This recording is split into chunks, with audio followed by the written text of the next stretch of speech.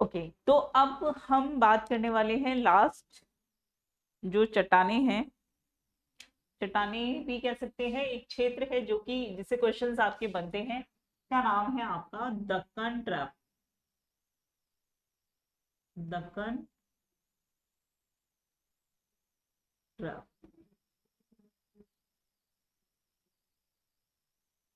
Deccan trap. ठीक है,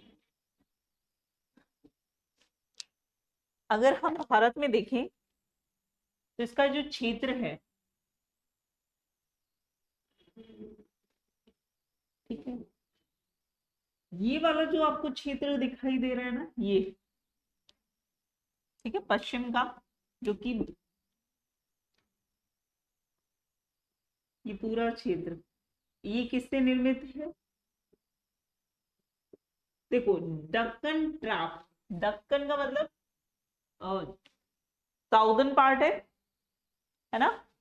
और ट्रैप, ट्रैप का मतलब क्या होता है? बेसिकली ये जो चट्टाने हैं ये ज्वालामुखी निर्मित है। कैसी है? ज्वालामुखी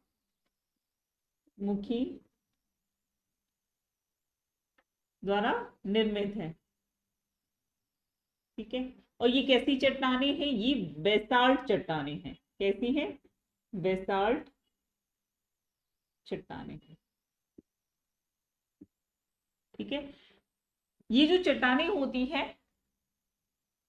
इसमें मुख्य तौर पर आप देखोगे कि ज्वालामुखी है, ज्वालामुखी का उद्गार होगा, तो इसके उद्गार की बात कैसी? क्या इसमें जीवाश्म होंगे? नहीं, क्योंकि ज्वालामुखी का जो लावा होता है उसका तापमान बहुत ज्यादा होता है, तो उसके कारण क्या होगा, यहाँ पे जीवाश्म नहीं पाए जाएंगे। तो बेसाल्ट क्रम की चट्टानों में क्या होते हैं? जीवाश्म, जीवाश्म का अभाव होता है। ठीक है, पहली चीज ये होगी। इसके अलावा आप देखेंगे कि इसमें, क्योंकि ज्वालामुखी से क्या निकलेगा? लावा निकलेगा।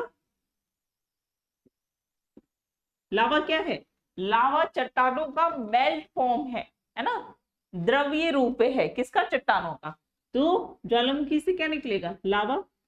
और लावा में निकलने पे आप देखेंगे इसमें अत्यधिक मात्रा किसकी होगी? मैग्नीशियम की। तो लावा में सबसे अधिक मात्रा किसकी होती है? मैग्नीशियम की। नीशियम की अधिकता। ठीक है, मैग्नीशियम की क्या होगी? इसमें अधिकता होगी। इसके अलावा आप देखेंगे मैग्नीशियम की अधिकता होती है, लेकिन आप देखेंगे इसमें नाइट्रोजन और पोटाश, इंपॉर्टेंट क्वेश्चन पूछा गया है, नाइट्रोजन और पोटाश, ये दो बहुत ही इंपॉर्टेंट खनिज हैं जो कि किसी भी वनस्पति और जीव के लिए इंपॉर्टेंट होते हैं। अब इसकी क्या होती है? नाइट्रोजन और पोटाश की कमी होगी और मैग्नीशियम की अधिकता है। तो इस कारण से आप देखेंगे कि इसमें क्या होगा? जीवाश्म का अभाव होगा। ठीक है, ये समझ में आया कि क्यों होगा। इसके अलावा आप देखेंगे कि इसमें जो चूना पत्थर होता है, चूना पत्थर, उसकी भी क्या होती है? अधिकता होती। चूना पत्थर की भी अधिकता होती है। ठीक है, ह्यूमस क्या होगा? अब ह्यूमस क्या होता है? जब आप मिट्टी में जाते हैं तो जो नम मिट्टी होती है उसको ह्यूमस बोलते हैं। उस ह्यूमस में क्या होगी? में कमी होगी, ह्यूमस की कमी होगी। और ये दोनों ही चीजें क्या होती है? किसी भी वनस्पति के लिए बहुत इंपॉर्टेंट होती है ना। अब यहाँ पर क्योंकि ये ज्वालामुखी के द्वारा निर्मित चट्टाने हैं जिनको बेसाल्ट कहते हैं, तो इससे किस प्रकार की मृदा उत्पन्न होगी? क्योंकि हमने देखा कि जैसे जैसे चट्टाने क्या एक बहुत सॉलिड फॉर्म में थी, टूट फूट के वो क्या हो रही है? परिवर्तित हो रही है। और फिर हमने देखा कि टूटने फूटने के बाद वो बहुत ही महीन और बारीक क्रम की चट्टाने होती है जो कि रूप ले लेती है किसका? मृदा का, मिट्टी बन जा रही है। तो यहाँ पर जो बेसाल्ट क्रम की चट्टाने हैं इससे जो निर्मित मृदा होगी वो कैसी होगी? काली मृदा होती है। ठीक है, तो यहाँ पर एक चीज यहाँ पर इंडायरेक्टली आप समझ गए कि काली मृदा है तो इसमें क्या होगा? नाइट्रोजन और पोटाश की कमी होगी, चूना पत्थर और ह्यूमस की क्या होगी? चूना पत्थर इसमें अधिक मात्रा में होगा और ह्यूमस की क्या होगी, कमी होगी। ठीक है, किसमें, काली मृदा में। काली मृदा से क्वेश्चन पूछे जाते हैं। तो इसका जो क्षेत्र आप बेसिकली देखोगे कि यहाँ पर आपको महाराष्ट्र, गुजरात, मध्य प्रदेश, ठीक है, इसके अलावा कर्नाटक, तेलंगाना, यहाँ पर लिख सकते हो कि एक तो महाराष्ट्र हो गया ये वाला क्षेत्र, इसके अलावा मध्य प्रदेश, राजस्थान, है ना, तेलंगाना, तेलंगाना हो गया, और इसके अलावा कर्नाटक का कुछ क्षेत्र, कर्नाटक हो गया, आंध्र प्रदेश, इन क्षेत्रों में पूरे के पूरे ये क्या है, दक्कन ट्रैप है, यानी कि ज्वालामुखी से निर्मित क्षेत्र है। क्यों है वो भी मैं आपको अभी समझा रही हूँ। इससे क्या होगी, काली मृदा निर्मित होगी, और इस काली मृदा को रेगूर मृदा भी कहते हैं। क्या बोलते हैं, रेगूर मृदा बोलते हैं।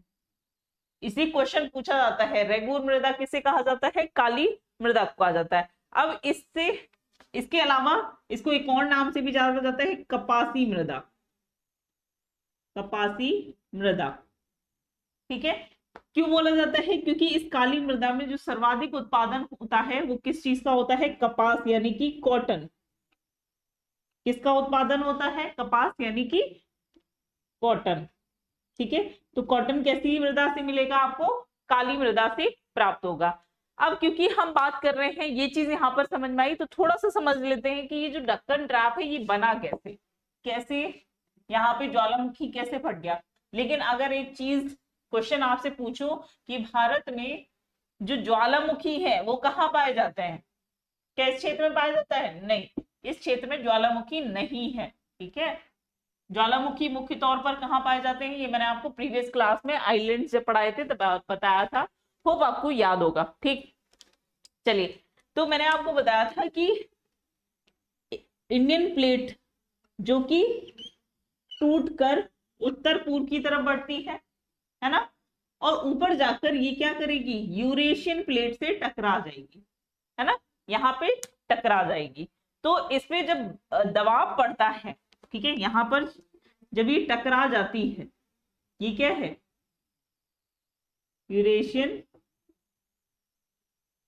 यूरेशियन प्लेट है, और ये है आपकी इंडियन प्लेट। ठीक है, जब ये टकराती है तो यहां पर बन जाता है आपका पामीर की गांठ। क्या निर्माण होगा, पामीर की गांठ बनती है। ठीक,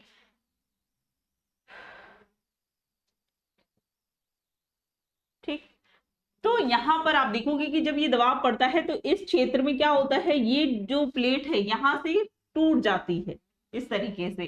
तो उस टूटने की वजह से जो नीचे मैग्मा के फॉर्म में लावा स्थित होता है वो क्या होता है, बाहर निकलना शुरू हो जाता है, और यहाँ पर इस क्षेत्र में पूरे के पूरे फैलना स्टार्ट हो जाता है। ठीक है, इस तरीके से पूरे क्षेत्र में फैलता है। तो ट्रैप क्या होता है कि जब कोई प्लेट टूट रही है तो उसमें लावा इस तरीके से इकट्ठा हो रहा है, ठीक है, फैल गया, फिर इसके बाद दोबारा से उस पर एक और लेयर बना रहा है इस तरीके से। तो ये जो लेयर पे लेयर बनती जा रही है, यहां से क्या हो रहा है, लावा बाहर आ रहा है। ठीक है, और इन्हीं ये जो परतें बन रही इसी को हम बोलते हैं ट्रैप। क्या बोलते हैं, ट्रैप। ठीक है, तो इस तरीके से देखो, नीचे पृथ्वी के धरातल के अंदर जो लिक्विड फॉर्म में जो धधकती हुई चट्टानें होती हैं उनको हम बोलते हैं मैग्मा। ठीक है, और ऊपर इनको बोला जाता है लावा, जब पृथ्वी के धरातल पे आ जाती है। तो जिस तरीके से ये परत दर परत क्या होती है इस क्षेत्र और फैलती गई है, इसीलिए हम इसको क्या बोलते हैं, दक्कन ट्रैप बोलते हैं। ठीक है, यहाँ पर ट्रैप बोल सकते हो, सोपान बोल सकते हो, ये चीजें इस तरीके से इस क्षेत्र में पूरे के पूरे ऐसे इस तरीके से फैल के क्या हुआ है, पूरे क्षेत्र को यहाँ पर कवर किया गया है। तो इस तरीके से दक्कन ट्रैप का क्या हुआ है, निर्माण हुआ है। क्लियर है, तो ये जो दक्कन ट्रैप था इससे इसी तरीके के क्वेश्चन इतना ही बनता है, बहुत ज्यादा मतलब नहीं पूछता है, लेकिन इतनी चीज आप यहाँ पर ध्यान रखिएगा। ठीक है, तो ये हो गया आपका दक्कन ट्रैप। इसके बाद हम एक नए चैप्टर की शुरुआत करेंगे, लेकिन उस शुरुआत से पहले जो हमने यहाँ पर पढ़ा है उसका एक रिवीजन करेंगे क्वेश्चन आंसर के फॉर्म में। तो नेक्स्ट जो क्लास होगी वो होगी आपकी, इसके रिवीजन के लिए कुछ क्वेश्चन आंसर्स कर लेंगे। अगर आपके कोई भी डाउट्स होते हैं तो आप मुझसे पूछ भी सकते हैं, है ना। चलिए, तो इस सेशन को यहीं तक रखते हैं, कल फिर मिलेंगे। Thank you so much, take care, bye bye.